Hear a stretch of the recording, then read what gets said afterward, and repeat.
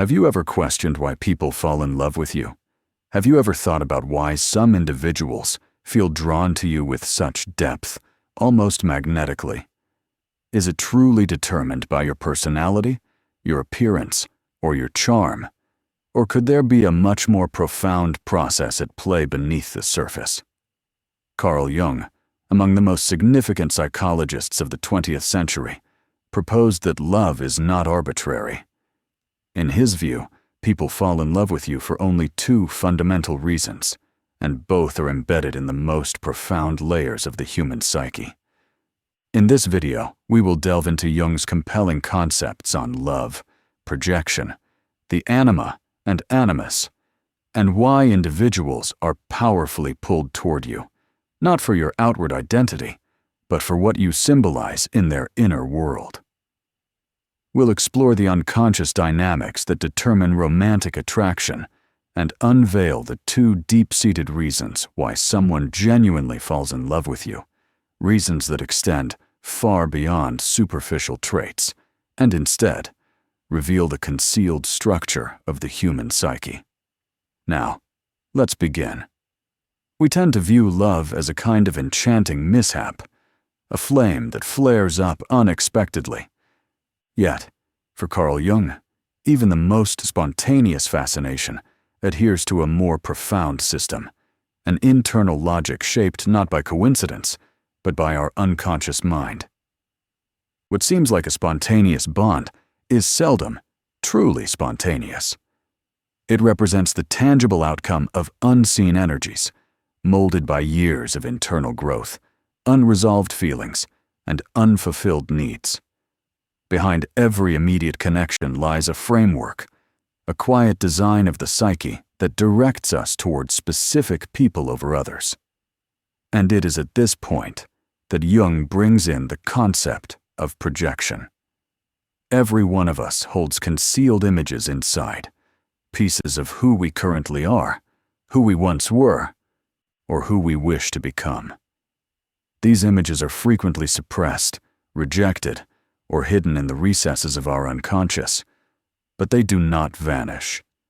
They linger, and they communicate with us through other people. When we encounter someone who aligns with these internal fragments, we find ourselves attracted to them in a manner that feels enigmatic, even wondrous. But we aren't truly seeing them. We are seeing a portion of ourselves mirrored in their being. Consider an individual who has lived their life with caution, restraint, and perhaps even a fear of emotional vulnerability. Upon meeting someone who is daring, expressive, and unabashedly free, they might feel completely captivated. This sensation is more than just admiration. It's a form of resonance. That other individual represents something dormant within them, a potential that has been stifled by years of repression. The attraction is genuine, but the real power fueling it is the unconscious, reacting to what it requires to grow. The reverse is also accurate. Someone could fall in love with you not for your apparent characteristics, but because you unknowingly personify something they are missing, a quality, a virtue, an emotional frequency they have been unconsciously seeking. You become the final piece of the puzzle, the living embodiment of a part of themselves they have not yet cultivated. Reason 1. You represent something they lack. This isn't just a matter of opposites attracting. It's that opposites highlight what is absent. A logical individual might be attracted to someone who is intensely emotional. An introvert might develop feelings for an extrovert. A highly organized person could be mesmerized by someone more chaotic. However, this admiration can quickly devolve into dependency if the individual fails to see that the quality they admire in you is one they could foster within themselves. They might hold on to you, not from authentic love, but from an unconscious necessity. The moment that necessity shifts, or the moment your humanity shatters their idealized perception, the attraction can dissolve. This is the risk associated with projection. It fosters a manufactured connection that frequently cannot endure the reality of truth. And when that illusion shatters, the love constructed upon it starts to crumble. Jung didn't conclude with projection. He expanded on this with his idea of the anima and animus, archetypal representations of the opposite gender that reside deep within our psyche. For Jung, every man contains an unconscious feminine image, his anima, just as every woman contains an unconscious masculine image, her animus. These are not arbitrary inclinations or societal roles. They are internal figures molded by our initial relationships, particularly with our parents, and by the shared symbols of femininity and masculinity passed down through culture, mythology, and the human psyche itself. As time passes, these archetypes evolve into emotionally potent templates. We possess them without awareness, and then, one day, we encounter a person who appears to match them flawlessly. When this occurs, the attraction can feel immense. There's frequently a profound feeling of recognition, as though we've known this person our entire life, even if we have only just met. It might feel like destiny, a soul connection, or an ancient memory being stirred.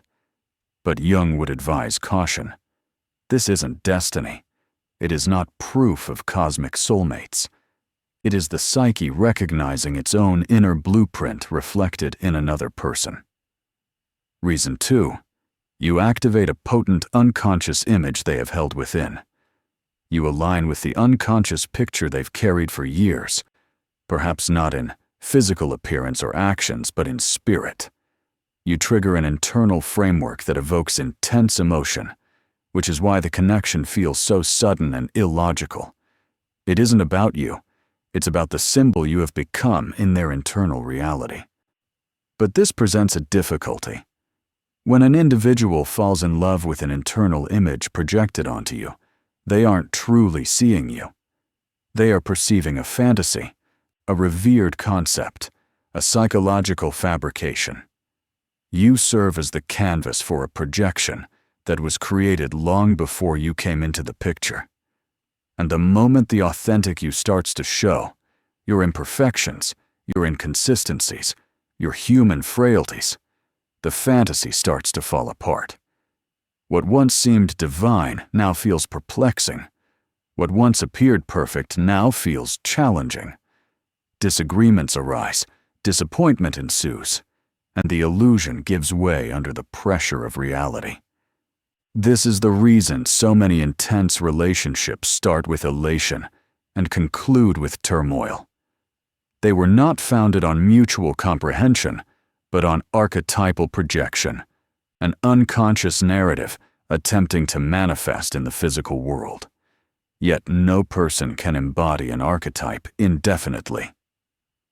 Despite the anguish and bewilderment that projection frequently causes, Jung viewed this not as a failure, but as a vital component of our development.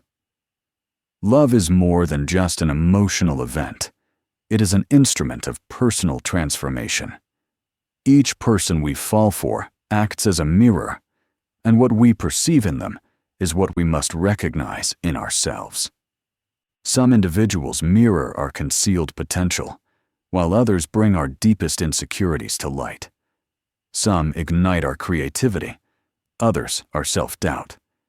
Yet, they all fulfill the identical psychological role: to hasten the process of individuation, the path to becoming complete. When a person falls in love with you, they might think they are witnessing something extraordinary in you, and in a way, they are. But the true magic is in what you stir within them. You are not merely an individual. You are a symbol, a pivotal moment, a psychological summons. And the same applies in the opposite direction. The people you are drawn to, especially those who profoundly affect you, who alter you, who break your heart, are not arbitrary. They are conveyors of significance, agents for your internal evolution. Some individuals enter our lives to awaken what lies dormant, some to impart lessons we have resisted learning, and others to simply show us our own reflection, whether distorted or clear, based on our readiness to see it. Not every one of these relationships is intended to endure. Some are meant to cause disruption, while others are structured to shatter old patterns. Jung referred to these meetings as synchronistic events, occurrences that are not logically linked, but are profoundly significant. When someone materializes in your life at a specific juncture and triggers powerful emotions, it may not be mere coincidence. Your unconscious and theirs were prepared, and the encounter itself signaled that a transformation was already underway. These are not blunders, not even the heart-wrenching ones, not even those that leave scars, especially not those. So, why do people fall in love with you? It is because you either mirror something they profoundly need, or you trigger something they have forgotten. In either scenario, the love is not truly about you. It is about the self attempting to grow. The same holds true for you.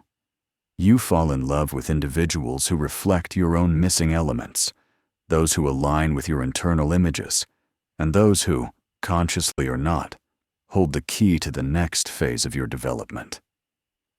But if you fail to see these patterns, you run the risk of remaining stuck, drawn to the same kinds of people, replaying the same kinds of relationships, and pursuing the same kinds of illusions.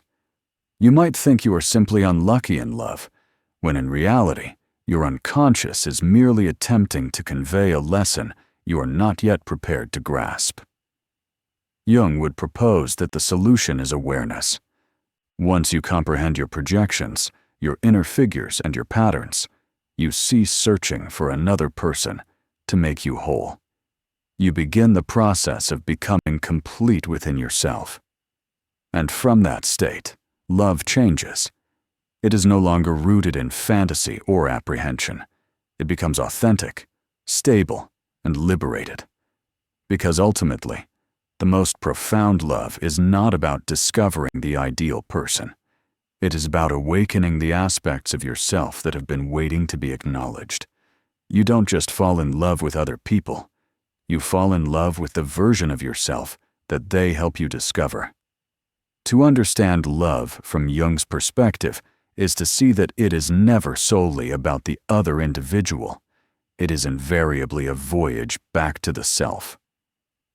So, the next time someone falls for you, or you experience that powerful pull toward another, ask yourself, what part of the soul is being awakened at this moment?